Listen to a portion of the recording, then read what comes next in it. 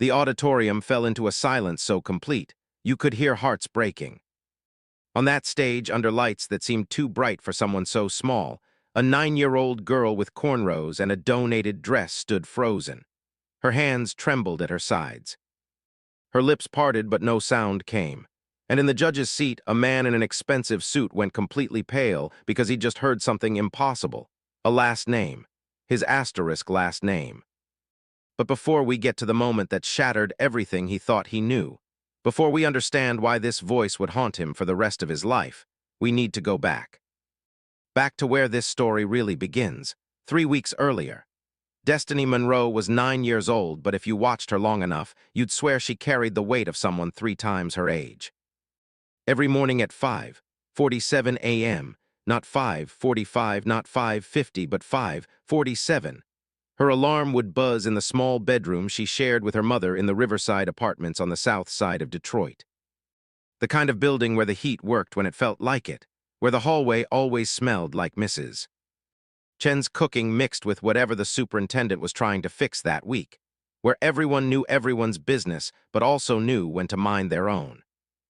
Destiny would slip out of bed carefully, so carefully, making sure not to disturb her mother, who'd usually just fallen asleep an hour before after her graveyard shift at the assembly plant.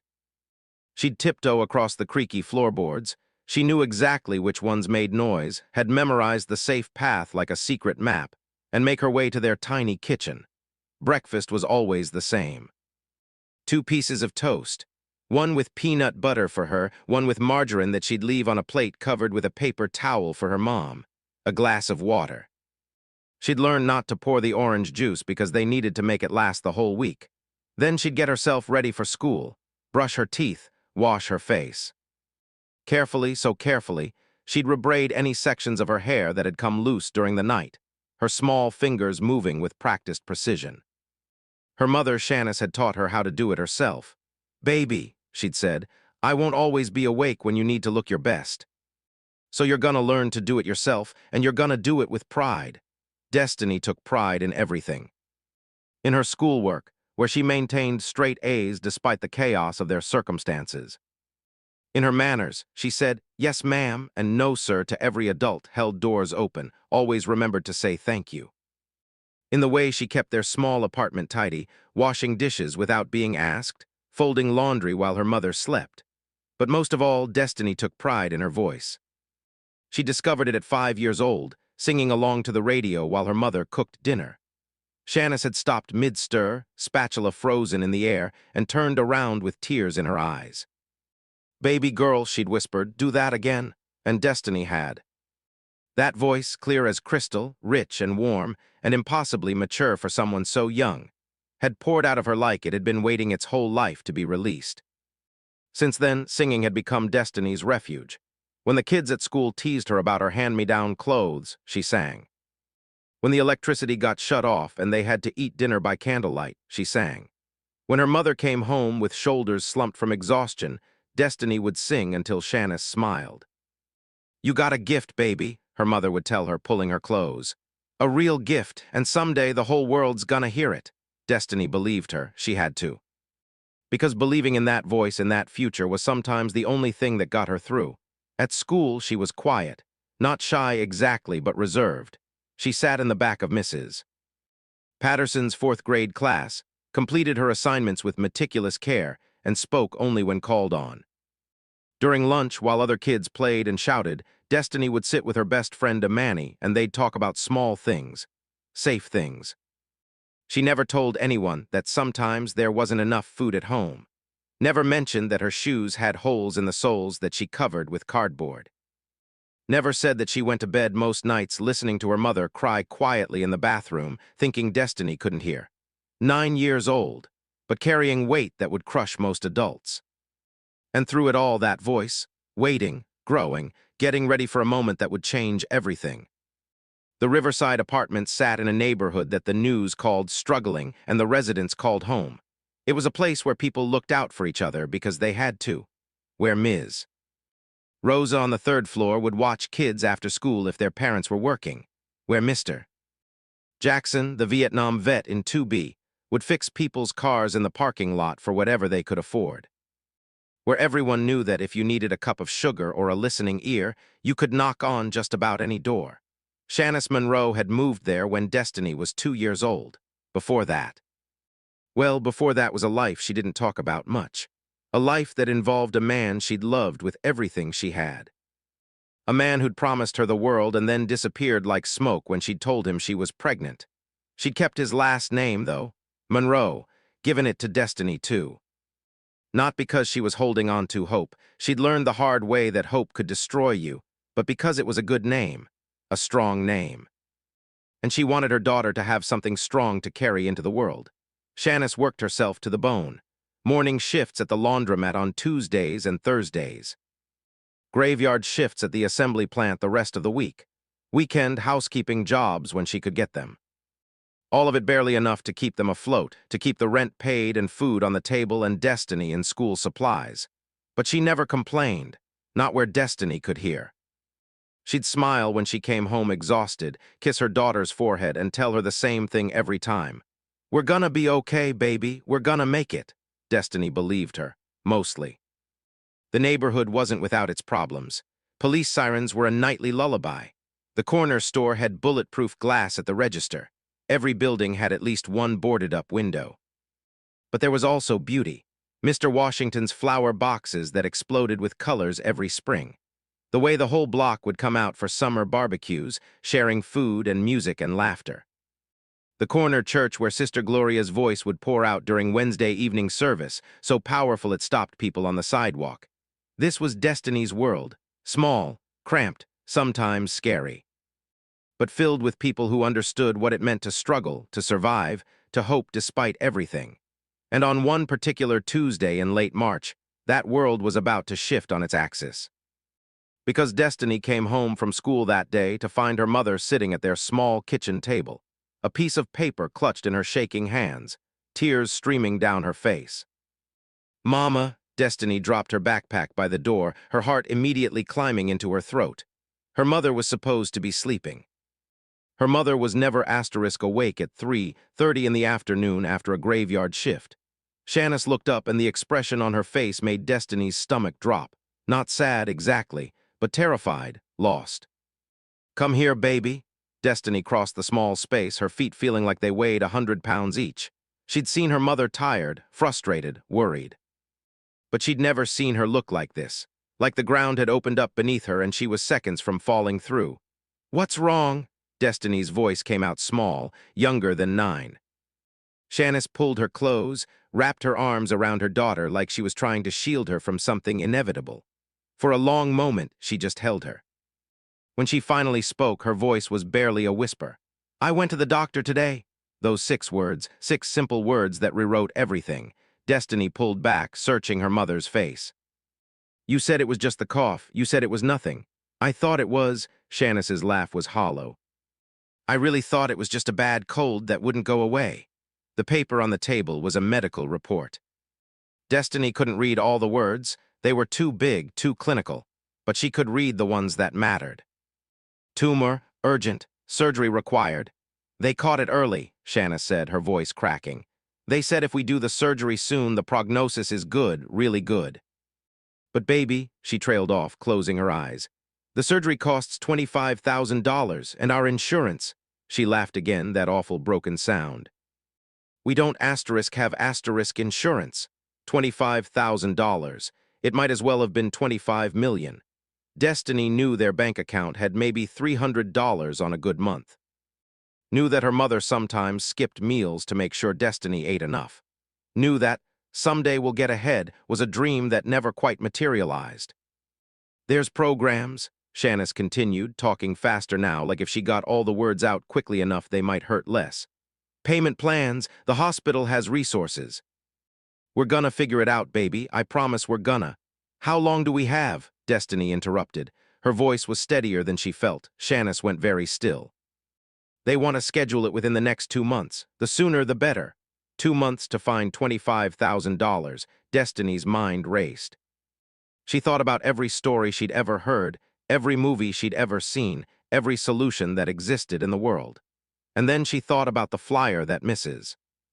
Patterson had handed out last week. the one that was currently stuffed in the bottom of her backpack, crumpled but not thrown away. Detroit's Got Talent, Youth Division. Grand prize $30,000. Registration closes March 30th. Auditions April 15th. She'd looked at that flyer every day since receiving it. Had dreamed about what it might be like to stand on a real stage, to sing for real judges, to maybe, just maybe, have people see what her mother saw when she sang. But it had always felt impossible. A fantasy, now suddenly it was the only possible thing. "Mama," Destiny said slowly, "what if I could get the money?" Shanice blinked. "Baby, what are you—" "The talent show, the big one. Grand prize is $30,000. For a moment, Shanice just stared at her daughter. Then she shook her head firmly. "No, absolutely not. You are 9 years old. I'm not putting that kind of pressure on you." "I'm not, but Mama, I can asterisk sing." Destiny grabbed her mother's hands, squeezing tight. "You always said I had a gift. You always said the world was gonna hear me someday." "What if someday is now? Destiny Marie Monroe, please." Tears sprang to Destiny's eyes. "Please let me try. Please let me do asterisk something. I can't just sit here and do nothing while you're—" She couldn't finish the sentence. Couldn't say the words that were clawing at her throat. Shanice pulled her daughter close again, both of them crying now, and in that moment she made a decision that would set everything else in motion. "Okay," she whispered. "Okay, baby. We'll register you, but no pressure, you understand. No matter what happens at that show, we're gonna figure this out. You just go up there and sing because you love singing. Not because you have to save me. Promise me," Destiny promised. But they both knew she was lying. The Detroit Riverside Community Center transformed every April into something magical. For 50 weeks of the year, it was just another aging building with fluorescent lights that buzzed too loud and linoleum floors that had seen better decades. Basketball games, youth programs, bingo on Thursday nights.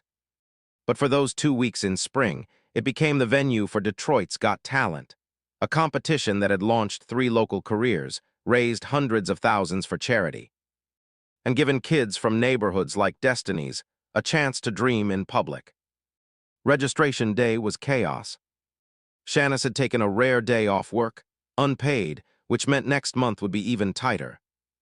But some things mattered more than money, and she and Destiny arrived at 7 a.m. for the 9 a.m. registration opening. They were already 20th in line, kids everywhere, some with parents who looked like Shanice, wearing work clothes and worried expressions. Others with parents in designer activewear, carrying professional camera equipment, exuding confidence. Young performers vocalized, practiced dance moves, ran through comedy routines. The air hummed with ambition and terror in equal measure. Destiny held her mother's hand and said nothing, just watched, absorbed. "You nervous, baby?" Shanice asked quietly. "Yeah, that's good." "Means you care." Shanice squeezed her hand. "You remember what you're gonna sing?" They'd spent every evening for the past week preparing. Destiny had wanted to sing something current, something the judges might expect, but Shanice had convinced her otherwise. "Sing something that means something," she'd said. "Sing something that lets them hear your soul." So Destiny had chosen Summertime from Porgy and Bess, the Ella Fitzgerald and Louis Armstrong version that her grandmother, Shanice's mother, gone 5 years now, used to play on vinyl. A song about hope and hardship and the promise of easier days. A song that, when Destiny sang it in their small apartment, made the walls feel less close and the future feel less frightening. When they finally reached the registration table, a tired-looking volunteer with a clipboard barely glanced up. Name, Destiny Monroe. Age, 9. Category, vocal performance. The volunteer made check marks, thrust a packet of papers at them. "Auditions are 2 weeks from today. Be here by 8 a.m. You'll be assigned a time slot on arrival. Read all the rules. Good luck." And just like that, it was real. The 2 weeks that followed were a blur of preparation and pretending. At school, Destiny told no one, not even Imani. She couldn't bear the thought of everyone knowing, of people asking questions, of the pressure multiplying. So she went through her days normally, mechanically, while inside her head she rehearsed constantly. At home, she practiced for hours. Shanice would sit on their worn couch, eyes closed, hands clasped, listening to her daughter's voice fill their small space. Sometimes she cried, sometimes she smiled, always she believed. "You're ready, baby," she'd say after each session. "You're so ready." But Destiny didn't feel ready. She felt terrified. What if she forgot the words? What if her voice cracked? What if she got on that stage and nothing came out? What if she failed and her mother got sicker, and it was all her fault for not being good enough? The thoughts circled like vultures, especially at night when sleep wouldn't come. Shanice's cough got worse. She tried to hide it, but Destiny heard it through their thin walls. Heard her mother in the bathroom at 3 a.m. coughing so hard she gagged. Heard the exhaustion in every breath. 2 weeks became 1 week. 1 week became 3 days. And then the night before the audition, Destiny broke down. "I can't do this," she sobbed into her mother's shoulder. "Mama, I can't. I'm not good enough. I'm just a kid." Stop." Shanice's voice was firm. She pulled back, held Destiny's face in both hands, forced her daughter to meet her eyes. "Listen to me. You are not just anything. You hear me. You are Destiny Marie Monroe. You are smart and kind and talented and strong. And tomorrow you're gonna get on that stage and you're gonna sing, not because you have to. Not because we need the money, but because that voice inside you deserves to be heard. You understand? But what if I lose? Then we figure out plan B and plan C. And plan Z if we have to." Shanice smiled, though her eyes were bright with tears. "Baby, you're not carrying this alone. You're 9 years old. You're supposed to be worried about homework and friends and what we're having for dinner. This thing with me, this situation, it's not your responsibility to fix. But I want to help. I know. And you are every single day just by being you." Shanice kissed her forehead. "Tomorrow you go out there and you sing like you sing for me, like there's nobody watching. Like it's just you and the music and nothing else exists. Can you do that?" Destiny nodded, even though she wasn't sure she could. That night she barely slept. When 5:47 a.m. came, she was already awake, staring at the ceiling, running through lyrics in her head. Today was the day. The Riverside Community Center looked different on audition day. Professional camera crews lined the walls. Stage lights had been installed. A judging table sat front and center, currently empty but imposing. The space that had felt welcoming during registration now felt like a courtroom. Destiny and Shanice arrived at 7:45 a.m., 15 minutes early, both dressed in their Sunday best. For Destiny, that meant a navy blue dress that Shanice had found at Goodwill and carefully altered, with matching ribbons in her hair. She looked beautiful. She felt like she might throw up. The check-in volunteer, a different one this time, younger with kind eyes, reviewed their paperwork. "Destiny Monroe, okay, honey, you're in the second group. That means you'll probably go on around. Let's say 11 a.m. Could be earlier, could be a bit later. Just depends on how things run. There's a warm-up room down the hall, and we'll call your name about 10 minutes before your slot. 3 hours. 3 hours to sit and wait and think and panic." The warm-up room was packed with young performers. A girl about 13 was doing elaborate vocal runs in the corner. Twin boys, maybe 11, practiced a magic routine with cards flying everywhere. A tiny 6-year-old tap dancer clicked rhythmically on the linoleum, his mother counting beats. And in the middle of it all, Destiny sat very still, very quiet, hands folded in her lap. Shanice tried to distract her, told her stories, asked her to run through lyrics one more time, offered to get her water, crackers, anything, but Destiny barely heard her. She was somewhere else. Somewhere deep inside herself, trying to find the courage she'd need in a few hours. At 10:47 a.m., a production assistant with a headset poked her head into the warm-up room. "Monroe." "Destiny Monroe." Shanice's hand found Destiny's, squeezed hard. "That's you, baby." Destiny stood on legs that didn't feel attached to her body. Followed the production assistant down a hallway that seemed impossibly long. Her heart hammered so hard she wondered if everyone could hear it. "You'll wait here," the assistant said, gesturing to a small area just off stage. "When you hear your name called, walk out to the center mark. See that X on the floor? Stand there. The judges will introduce themselves and ask you a couple questions. Just be yourself. Then you'll tell them what you're singing and the music will start. Any questions?" Destiny shook her head. "Great, good luck, honey." And then she was alone. Just her and the sound of her own breathing and the muffled voice of whoever was currently auditioning on stage. She could see through a gap in the curtain, could see the judging table, could see 3 figures sitting there, though she couldn't make out their faces from this angle. Could see the audience, filled mostly with other competitors and their families, maybe 200 people total. The current performer finished. Polite applause. The judges conferred quietly amongst themselves. Then the host, a local radio DJ named Marcus Bell, took the microphone. "Thank you so much. All right, let's keep this energy going. Our next performer is 9 years old and she's singing a classic. Please welcome to the stage, Destiny Monroe." This was it. Destiny stepped through the curtain. The lights hit her immediately, bright and hot and blinding. For a moment, she couldn't see anything beyond them. Couldn't see the audience, couldn't see the judges. Could barely see the X on the floor that she was supposed to walk toward. 1 foot in front of the other, that's all she had to do. 1 foot in front of the other. She found the mark, stopped, waited. Her eyes adjusted slowly. The audience came into focus, all those faces staring at her, waiting. And then the judges, 3 of them. A woman in her 50s with bright red glasses. She'd introduced herself earlier as Patricia Simmons, owner of a local performing arts school. A younger black man with locks and a warm smile, Jerome Mitchell, a vocal coach who trained several Grammy winners in his earlier career. And then, the third judge, Destiny's breath caught. He was in his mid-30s, impeccably dressed in a dark suit that probably cost more than Shanice made in 3 months. Light brown skin, sharp jawline. Eyes that seemed to assess everything in an instant. He carried himself like someone used to being the most important person in any room. His name placard read, Marcus Monroe, S.R. Music producer and talent executive. Monroe, the same last name as hers, had to be a coincidence. Monroe wasn't that uncommon. Destiny tried not to think about it, tried to focus. Patricia Simmons leaned forward, smiling. "Hi, sweetheart, how are you feeling today?" "Nervous." The word slipped out before Destiny could stop it. Honest, raw, the judges chuckled warmly.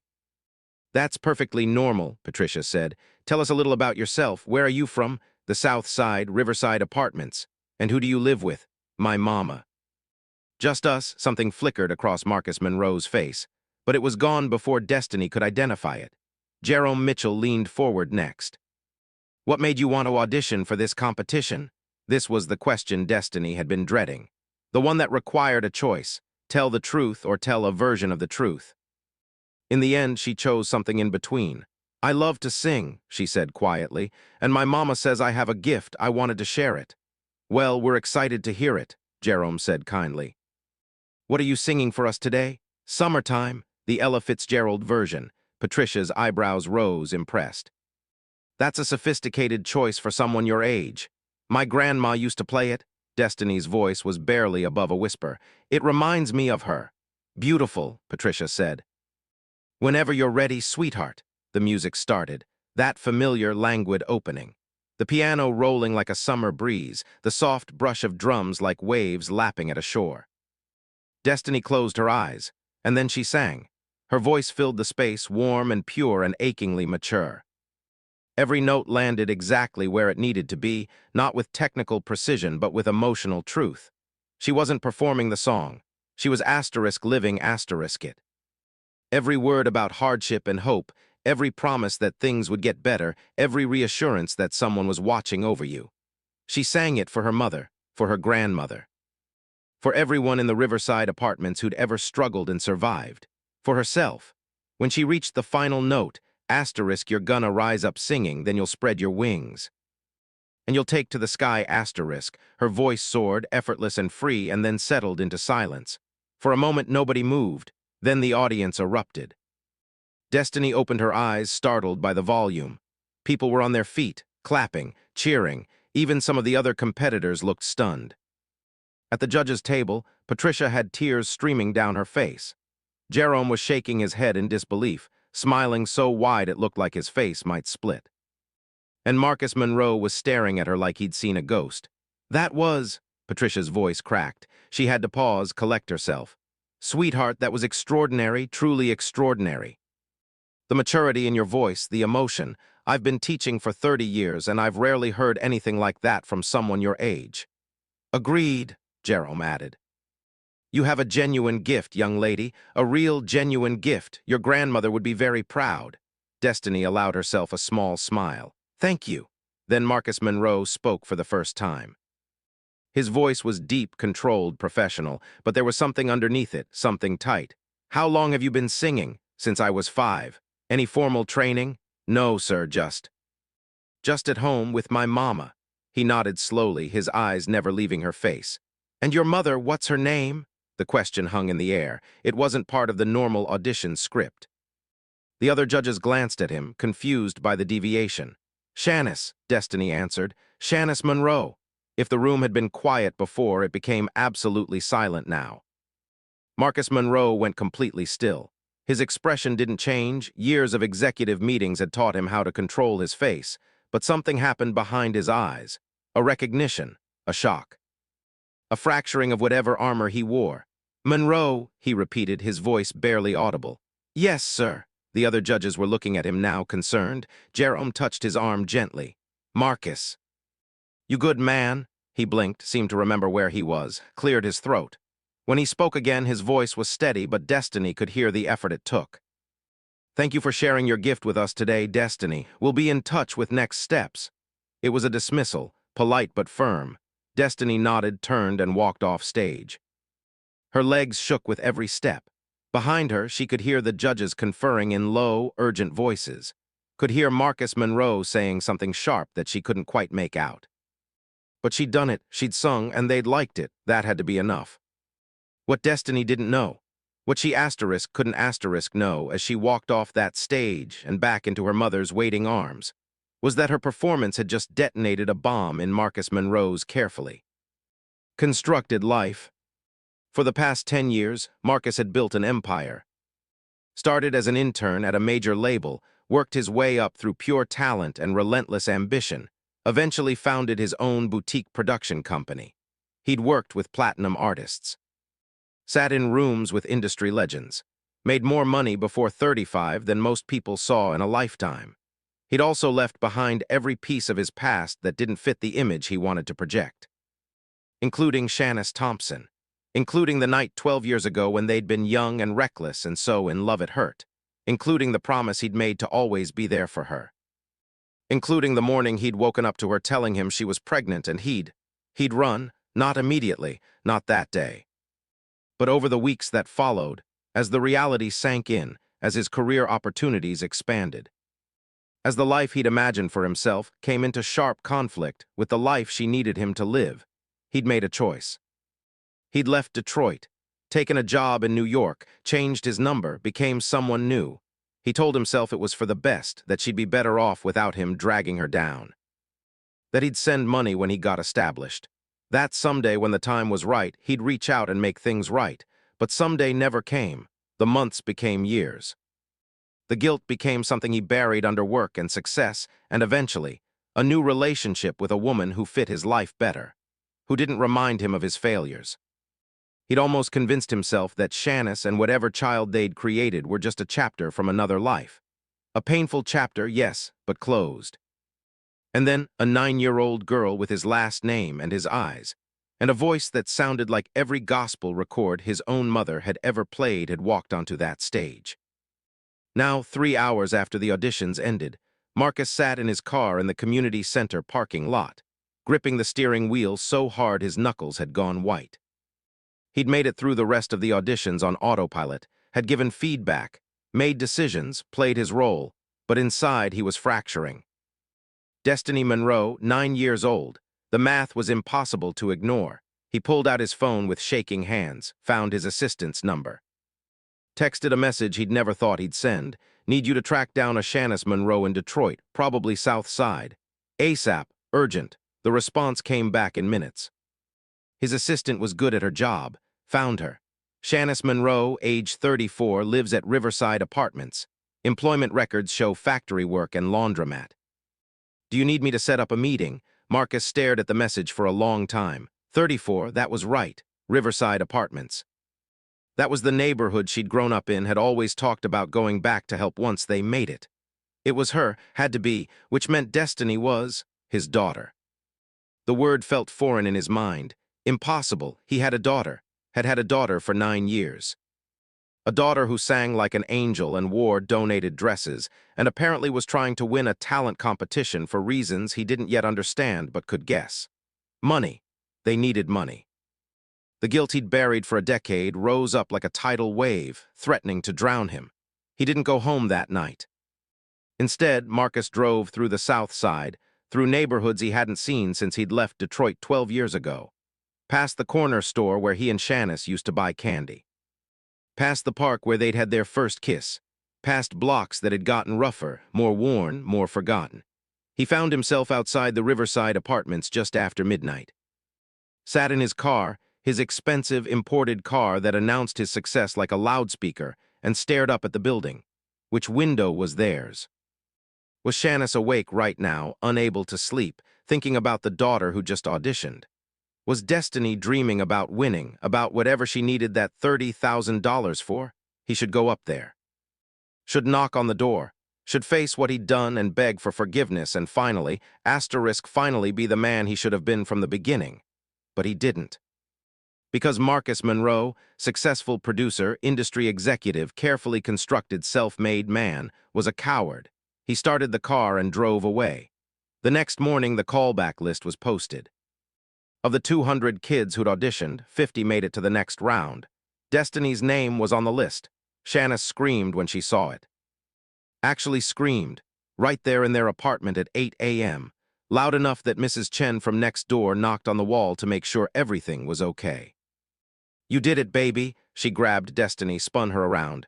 "You did it, you're going to the next round." Destiny smiled, let herself feel the joy for a moment. But underneath it, something nagged at her.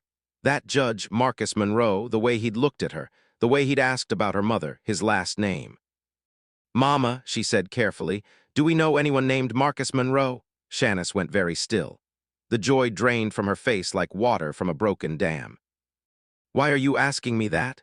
"One of the judges. His name was Marcus Monroe, I just thought. With the same last name and all." Shanice turned away, gripping the edge of the kitchen counter. For a long moment she said nothing. When she finally spoke, her voice was carefully neutral. "That's your father's name." The words landed like physical blows. "My father, I didn't know he was one of the judges, baby. I swear I didn't know. I wouldn't have." Shanice's voice cracked. "I'm so sorry. I should have told you before. I should have prepared you." Destiny's mind reeled. Her father, the man who'd left before she was born, the man her mother never talked about except in vague, painful snippets. The man who was supposed to be gone, absent, a nonentity. He'd been sitting 10 feet away from her, listening to her sing, staring at her with those sharp, assessing eyes. Had he known? Had he recognized her? "Why didn't you tell me?" Destiny's voice came out small, hurt. "Because I didn't want you to think about him when you were performing. Didn't want you distracted or upset or—" Shanice turned back, tears streaming down her face. "Baby, he doesn't get to be part of this. He doesn't get to suddenly matter because you're talented and he's a judge." He left. He made his choice a long time ago. "But he's on the judging panel." Destiny's practical mind cut through the emotion. "He's gonna be at every round. He's gonna help decide if I win." The implications settled over both of them like a heavy blanket.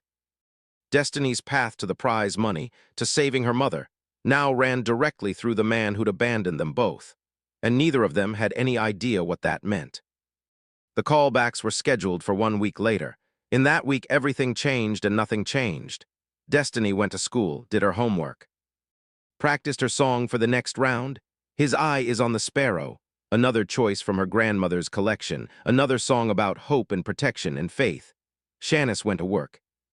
Came home exhausted, tried to hide how much her cough had worsened, how the pain had started to spread.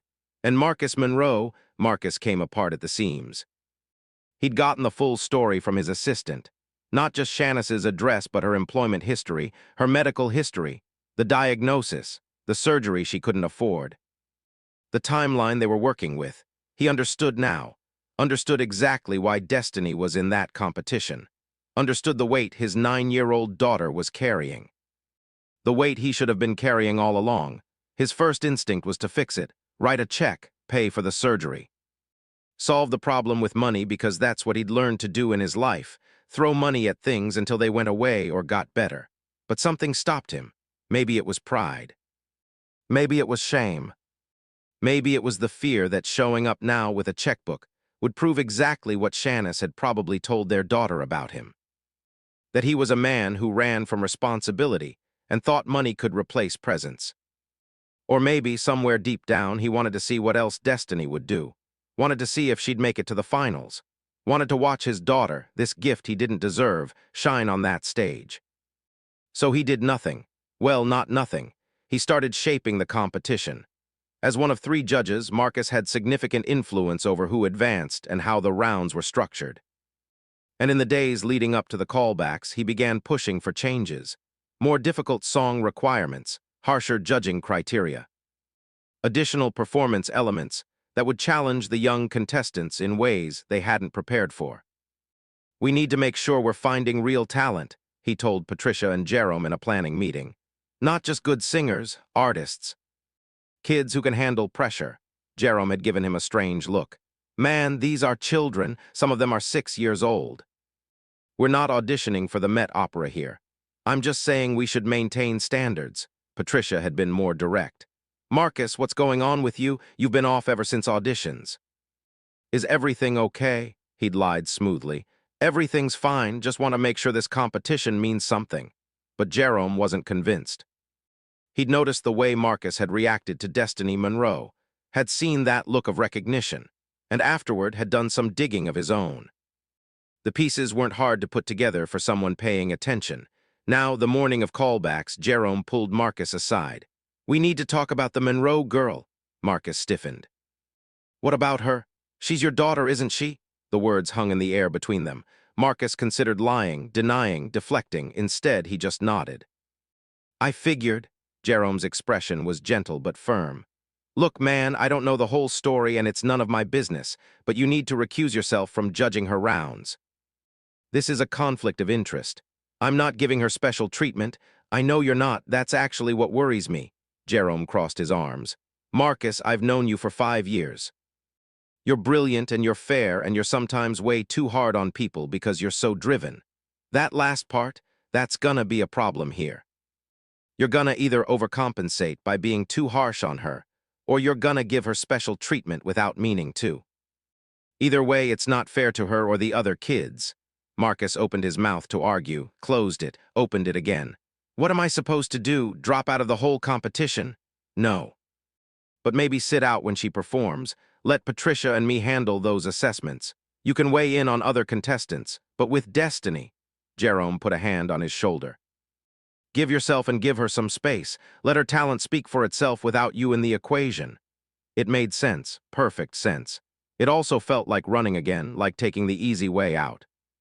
Like proving he was exactly the coward he'd always been. But before Marcus could respond, the production assistant called them back. The callbacks were starting. 50 kids had been narrowed down. Today, they'd cut it to 25.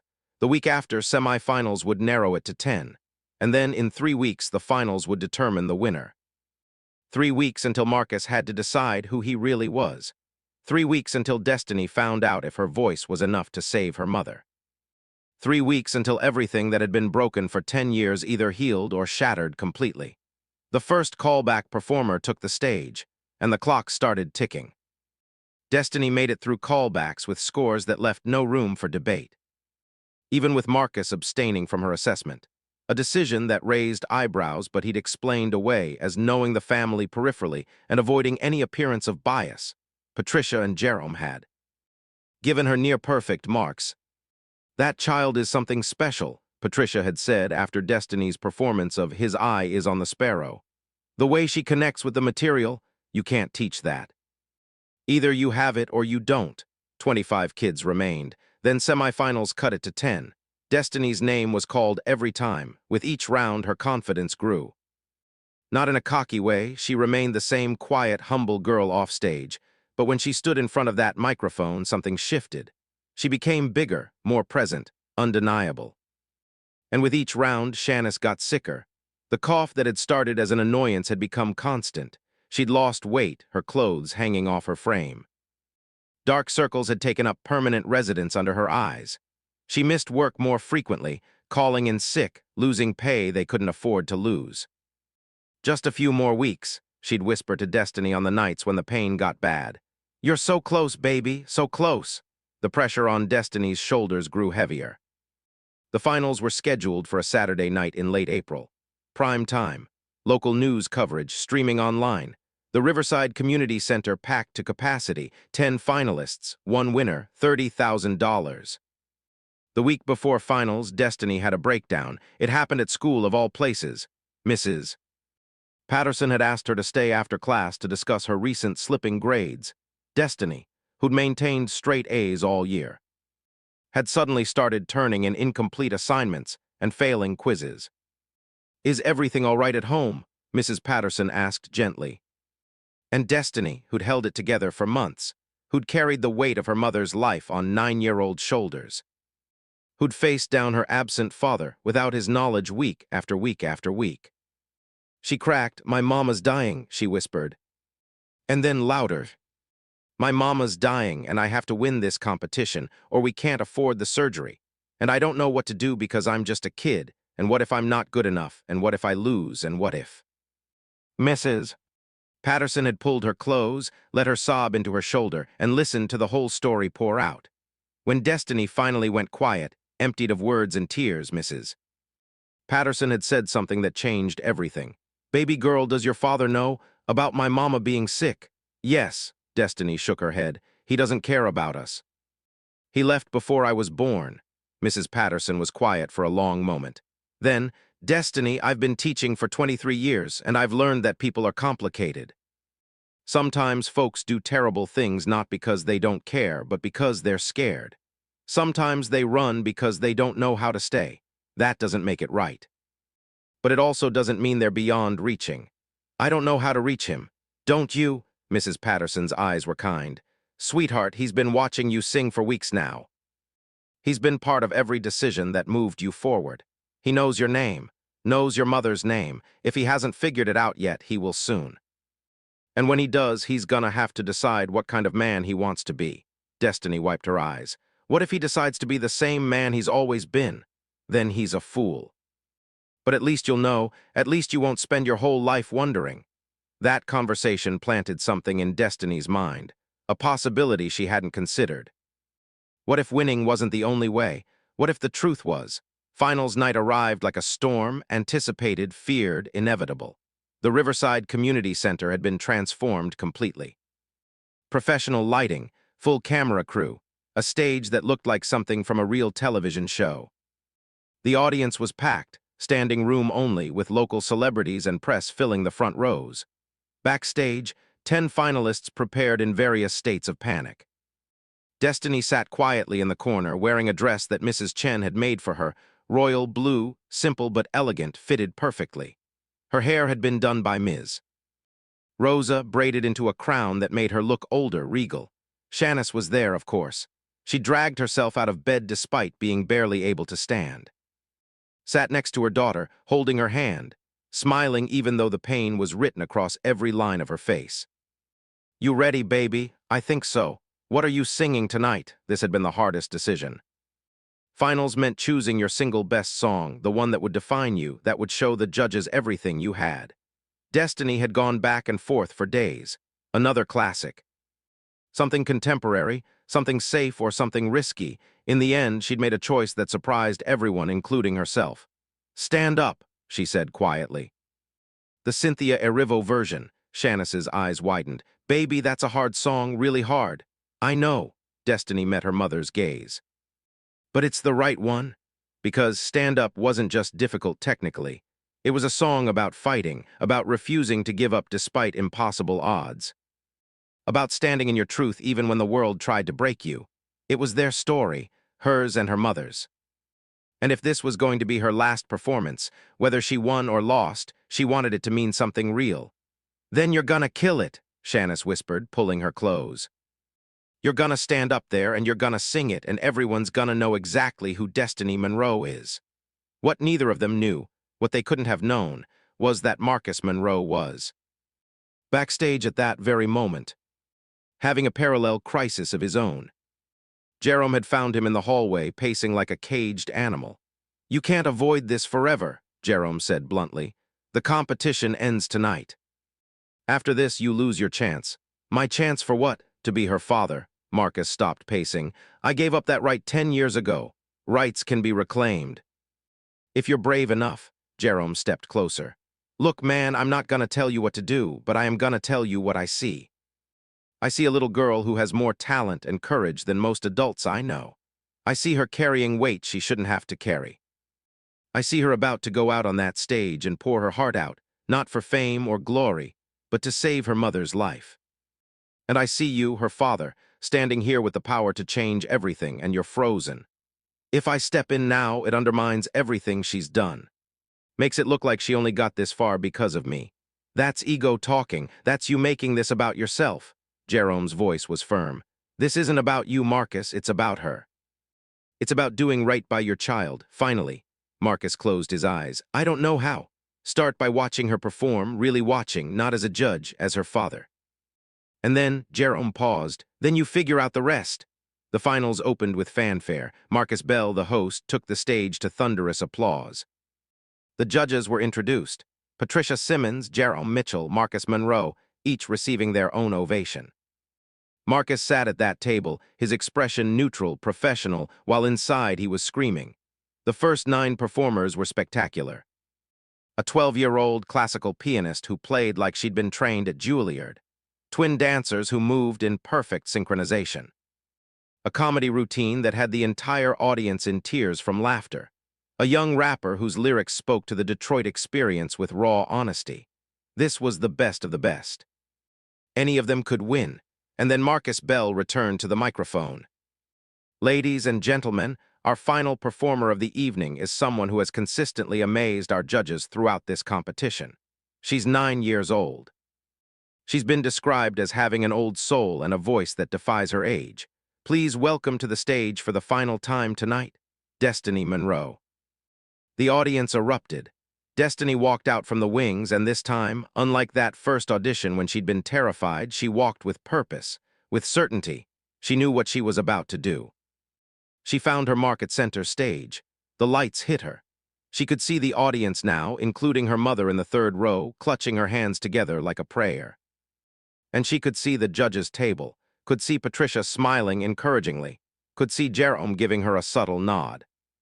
Could see Marcus Monroe staring at her with an expression she couldn't quite read. Marcus Bell approached with his microphone. Destiny, welcome back. How are you feeling tonight? Good, her voice was steady. Ready. You've chosen a particularly powerful song for your final performance. Want to tell us why? This was the moment. Destiny could feel it. She could give a safe answer. Could say something about liking the melody or connecting with the message. Could keep things surface level and protected. Instead, she chose truth. I chose this song because, she paused, gathering courage, because I'm singing for my mama tonight. She's sick, really sick. And the doctors say she needs surgery, but we can't afford it. That's why I entered this competition. That's why I've been coming here every week. Because I thought maybe if I won, if I could just be good enough, I could save her. The audience went dead silent. Marcus Bell looked stunned, clearly hadn't expected that level of honesty. That's, Destiny, that's incredibly brave of you to share. I know I'm just a kid, Destiny continued, and now she was looking directly at the judges' table, directly at Marcus Monroe. I know there's probably other people here who deserve this more, people who have been training longer, who are older, who are better. But I'm asking you to give me a chance anyway. Because this isn't about me, it's about my mama, and she deserves a chance. At the judges' table, Marcus had gone absolutely still. Every word Destiny spoke was a knife to his chest. Patricia was crying openly. Jerome had his hand over his mouth. Well, Marcus Bell said softly, I think I can speak for everyone here when I say we're all rooting for you, sweetheart. And for your mother, he stepped back. Whenever you're ready, Destiny nodded, took a breath, and as the opening notes of Stand Up began to play, she closed her eyes. When she opened them and started to sing, something happened that nobody expected. The song started softly, What will you do when it all comes down? And Destiny's voice was pure, controlled, building slowly. But as she moved into the first chorus, Gonna stand up, hold my head up high, something shifted. Her voice grew stronger, louder, more powerful. Like she was channeling not just her own story, but every story of struggle and survival she'd ever witnessed. The audience was mesmerized, and Marcus was breaking. Because he finally understood. Finally truly saw what he'd missed for 10 years. His daughter wasn't just talented, she was extraordinary. She was strong and brave and facing down impossibility with nothing but her voice and her will. She was everything he should have been and wasn't. As Destiny reached the bridge, when the waves are coming in like a child, save us now. Her voice climbed, soared, filled every corner of the space with aching, desperate hope. In the audience, Shannis was sobbing, pride and fear and love tangled up in her chest. On stage, Destiny opened her eyes and looked directly at Marcus Monroe. And in that moment, that single, suspended moment, he knew that she knew. She'd figured it out, had probably known for weeks. And she was singing this song about standing up and fighting and refusing to be broken, directly at him. It was an invitation, and a challenge, and an accusation. Where were you? Where have you been? Will you stand up now? The final chorus arrived. Gonna rise up, hold my head up high, and Destiny poured everything she had into it. Every ounce of fear and hope and desperate love for her mother. Every moment of carrying weight too heavy for her small shoulders. Every tear she'd cried into her pillow thinking no one could hear. The final note sustained, held, echoing through the space like a question that demanded an answer. And then silence. Complete, absolute, sacred silence. And then the audience lost its mind. People were on their feet screaming, applauding so hard it sounded like thunder, crying, shouting her name. Some were chanting, Des Diane. Des Diane? At the judge's table, Patricia couldn't even speak, just shook her head in awe, tears streaming. Jerome stood up, clapping, mouthing incredible over and over. And Marcus Monroe sat frozen, staring at his daughter. Because that's what she was, undeniably, irrevocably his daughter, while his entire world rearranged itself. Marcus Bell returned to the stage, had to wait a full minute for the audience to calm down enough for him to speak. I don't even know what to say. He turned to Destiny. That was perhaps the most powerful performance we've seen in the history of this competition. Destiny just nodded, overwhelmed, looking for her mother in the audience. Shannis was standing, hands over her heart, mouthing, I love you. Judges, Marcus Bell said, turning to the table, I think we need to hear from you. Patricia. Patricia composed herself. Destiny, sweetheart, I have been teaching and performing for over 30 years. I have heard thousands of voices, and I can tell you with absolute certainty that you have something rare. Something precious. The technical skill is there, yes. But more than that, you have the ability to make people feel. That's artistry. That's the difference between a good singer and a great one. And you at 9 years old are already great. The audience applauded again. Destiny smiled, whispered, thank you. Jerome, Marcus Bell prompted. Jerome stood, walked around the table to the front, looked directly at Destiny. Young lady, I've worked with Grammy winners, multi-platinum artists, people whose names you'd recognize immediately. And I'm gonna tell you something I don't say lightly. You have the potential to be better than all of them. Not someday, right now. You are ready for the world stage. You are ready to record. You are ready to inspire millions of people with that voice. And it is an honor, a genuine honor, to have witnessed what you just did. More applause. Destiny's eyes welled up, but she didn't cry. Just stood there absorbing it. And Marcus Bell turned to the final judge. Every eye in the building turned to Marcus Monroe. He stood slowly. His hands were shaking, though he kept them at his sides where no one could see. When he spoke, his voice was thick with emotion he couldn't quite control. Destiny, he paused, swallowed hard. You asked us to give you a chance. But the truth is, you earned that chance the first moment you opened your mouth. Everything you've accomplished in this competition, you did through pure talent and hard work. Nobody gave it to you. You claimed it. He paused again, and when he continued, his voice was barely above a whisper, but the microphones caught every word. And I want you to know something. Your mother, Shannis, she raised you right. She raised you to be strong and kind and brave. She raised you to stand up. Everything good about you, that's because of her. And she should be very, very proud. In the audience, Shannis's breath caught, because that wasn't just a comment about parenting. That was recognition. That was acknowledgement. That was an apology wrapped in public praise. Destiny stared at him, and for just a moment their eyes locked.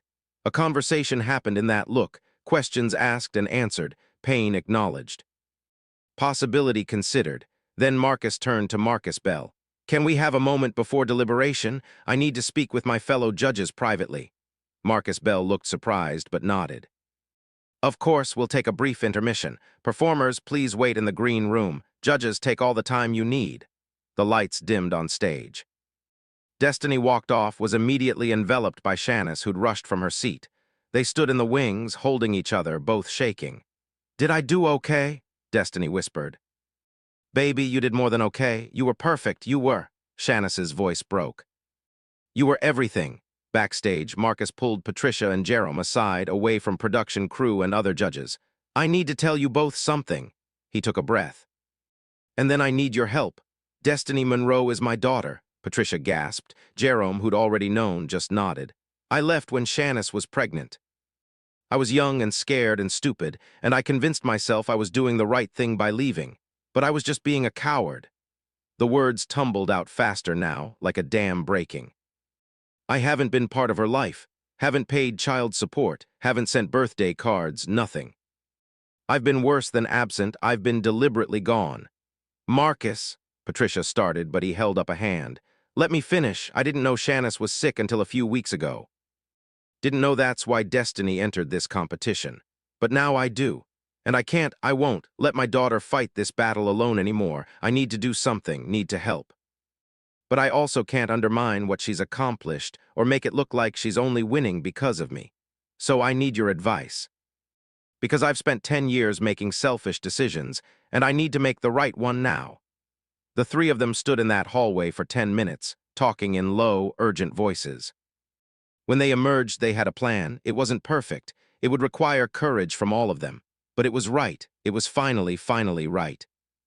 When the lights came back up, Marcus Bell returned to the stage. Ladies and gentlemen, thank you for your patience.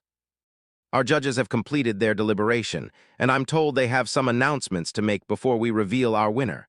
Patricia stood, walked to center stage, took a microphone. When she spoke, her voice carried through the space with authority. First, I want to say something to every single finalist we saw tonight. You are all extraordinary. You have all demonstrated talent and courage that most adults don't possess.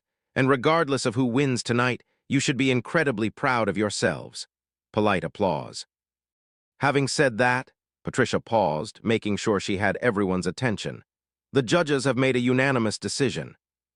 The winner of Detroit's Got Talent Youth Division with a grand prize of $30,000 is, the pause felt eternal, Destiny Monroe. The building exploded. Destiny's knees nearly gave out. Shanice screamed, actually screamed, jumping up and down despite the pain. Around them, even the other finalists were clapping, smiling, acknowledging that the right choice had been made. Destiny stumbled back onto the stage, overwhelmed, as Marcus Bell placed a trophy in her hands and a giant check. The kind you see in commercials was brought out. $30,000, the surgery. Her mother's life, saved. Destiny started crying, finally letting the tears fall. Patricia hugged her. Jerome hugged her. The other finalists came out to celebrate with her. And then Patricia raised her hand, asking for quiet. There's something else, she said. One of our judges would like to make a personal statement. Marcus, the audience settled, confused but curious. Marcus Monroe stood from the judges' table, but instead of staying there, he walked onto the stage. Approached Destiny, who watched him with wide, uncertain eyes. When he spoke, he wasn't addressing the audience. He was talking to her. Destiny, I need to tell you something. And I need to tell it to you in front of all these witnesses so that I can't take it back later, so that I can't run away again. Shanice, still in the audience, went completely still. 10 years ago, I made the worst mistake of my life. I left Detroit. I left your mother, and I left you before you were even born. His voice cracked. I convinced myself I had good reasons. That I was too young, that I wasn't ready, that everyone would be better off without me. But the truth is I was just scared and selfish. And wrong. The audience was dead silent, hanging on every word. I've watched you these past few weeks, and I've been amazed, not just by your talent, though that's extraordinary, but by who you are. Your courage, your dignity, your love for your mother. Everything I should have been teaching you, you learned anyway. Everything I should have been giving you, you found somewhere else. You became remarkable without me. Tears were streaming down his face now, no attempt to hide them. And I can't undo the past, can't give you back those 10 years. Can't make up for missing your first words or your first steps or your first song. But I can tell you this in front of everyone here. I'm sorry. I'm so deeply sorry. And if you'll let me, if your mother will let me, I want to be part of your life going forward. Not because you won tonight, not because you're talented, but because you're my daughter and I should have been there from the beginning. He knelt down, so he was at her eye level. You don't have to answer now. You don't owe me anything. But I needed you to know that I see you. I see what you did, and I'm in awe of you." Destiny stared at him for a long moment.